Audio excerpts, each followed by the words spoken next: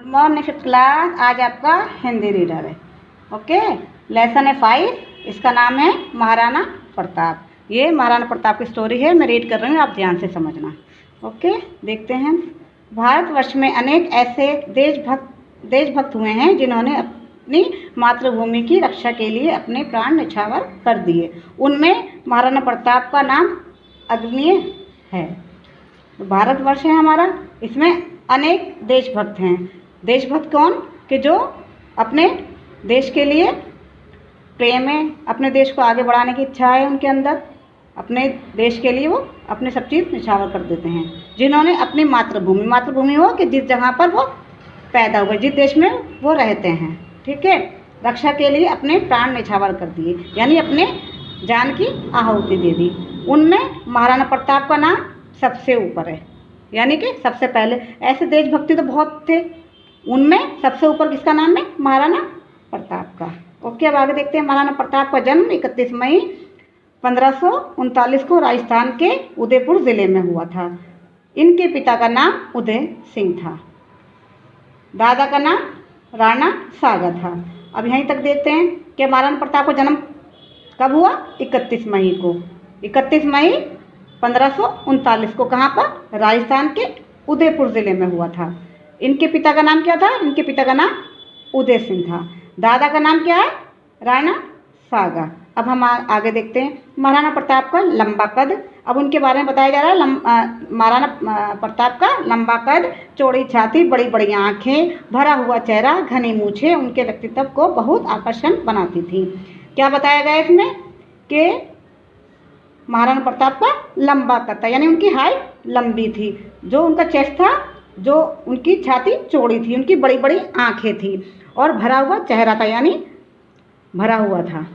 भरा हुआ कैसे कहेंगे कि मतलब जैसे किसी का चेहरा पतला होता है, जो लोग पतले होते हैं तो ये भारी भरकम थे, तो इनका चेहरा भी भारी था। इनकी घनी मूछें थी, ठीक है, यानी मोटी मोटी मूछें थी। उनके व्यक्तित्व को बहुत आकर्षक बनाती थी, यानी उनके शरीर को बहुत सुंदर बनाती थी। अब आगे देखिए। उनकी नस नस में राणा सागा की वीरता और दिल में देशभक्ति की भावना कूट कूट कर भरी हुई थी।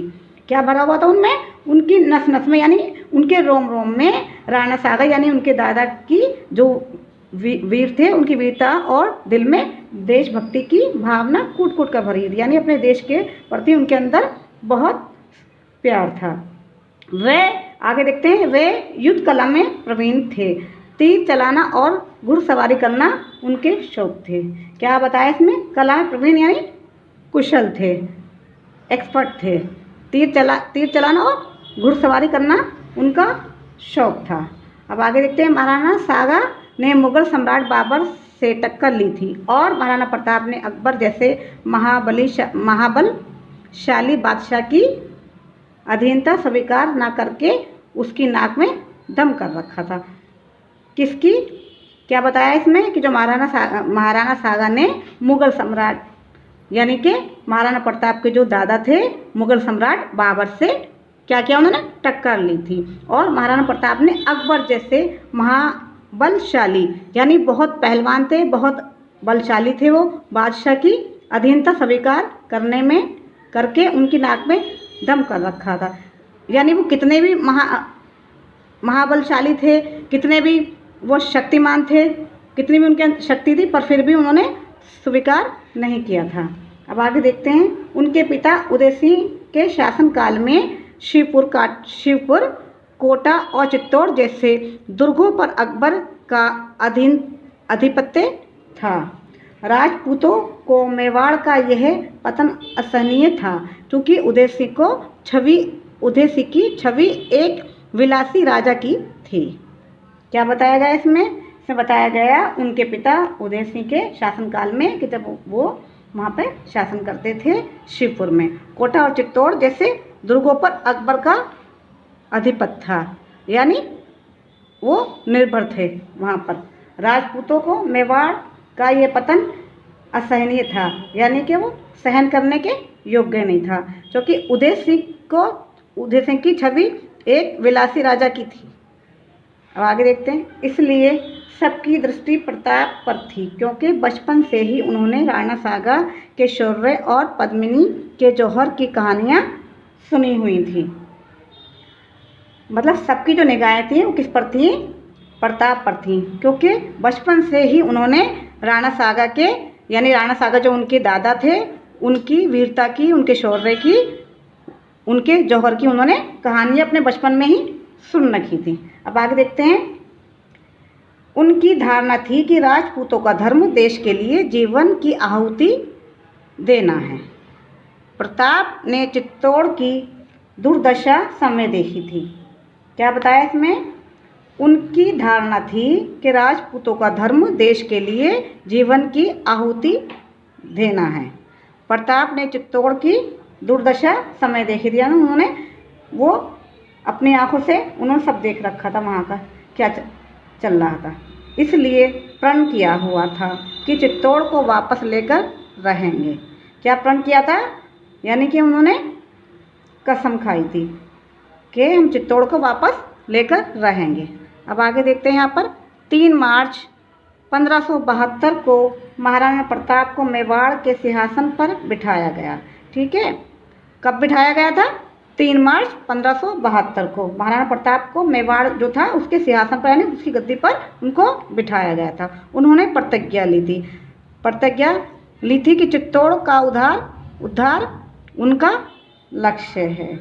क्या प्रतिज्ञा ली थी उन्होंने ये प्रतिज्ञा ली थी कि चित्तौड़ का उद्धार उनका लक्ष्य है और बलिदान उनका मार्ग। जब तक चित्तौड़ स्वतंत्र ना होगा तब तक वे सोने चांदी के बर्तनों में भोजन नहीं करेंगे, ना कोमल शैया पर सोएंगे। क्या बता रहे हैं? इसमें बता रहे हैं कि जब तक चित्तौड़ स्वतंत्र नहीं होगा, जब तक वो आज़ाद नहीं होगा, तब तक वो सोने चांदी के बर्तनों में भोजन नहीं करेंगे, क्योंकि राजा महाराजाओं के घर में तो जो खाना खाया जाता था वो सोने और चांदी के बर्तनों में खाना खाया जाता था, और कोमल शैया पर सोएंगे, यानी कि उनके नर्म मुलायम बिस्तर होते थे। तो उन्होंने ये दोनों चीज़ें त्याग दी। ना राजमहलों में वापस करेंगे, यानी ना राजमहलों में वापस आएंगे, और ना ही ना कोमल शैया पर सोएंगे, ना राजमहलों में वास करेंगे। मतलब ना तो वो सोने चांदी के बर्तन में खाएंगे और ना कोमल शैया पर सोएंगे, यानी कि नर्म मुलायम बिस्तरों पर सोएंगे, और ना राजमहलों में वास करेंगे, यानी कि ना राजमहलों में वो रहेंगे। और आगे देखते हैं। और ना ही कोई उत्सव मनाएंगे, ना कोई वो फेस्टिवल, कोई त्यौहार भी नहीं मनाएंगे। उन्होंने अपना सारा जीवन देश की शान, धर्म की आन और जाति के मान की रक्षा करते हुए जंगलों और पहाड़ों में व्यतीत कर दिया। क्या किया उन्होंने देखो अपना खाना जो सोने चांदी के बर्तन में खाते थे उसको त्याग दिया उन्होंने, और जो नरम मुलायम बिस्तरों पर सोते थे वो उसको उन्होंने त्याग दिया, और जो राजमहल में वो रहते थे ना राजमहलों में वापस लौटेंगे, यानी कि उन्होंने राजमहलों में भी रहना त्याग दिया, और ना ही कोई उत्सव मनाएंगे, यानी ना वो कोई फेस्टिवल मनाएंगे। उन्होंने अपना सारा जीवन, यानी अपनी सारी ज़िंदगी देश की शान, ठीक है, धर्म की आन और जाति के मान की रक्षा करते हुए जंगल और पहाड़ों में व्यतीत कर दिया। ठीक है बच्चों, आज मैं इतनी कहानी सुनाई है मैंने, ठीक है, और बाकी की कहानी, बाकी की स्टोरी हम अगली क्लास में करेंगे। मैं आपको कुछ होमवर्क देती हूँ। देखिए, ये कुछ कठिन शब्द हैं, इनको आपको अपनी हिंदी रीडर कॉपी में करना, सुंदर राइटिंग में साथ साथ, और ये यहाँ पर शब्दार्थ दिए गए हैं, वर्ड मीनिंग, इनको आपको सुंदर सुंदर अपनी कॉपी में लिखना है। Okay, bye.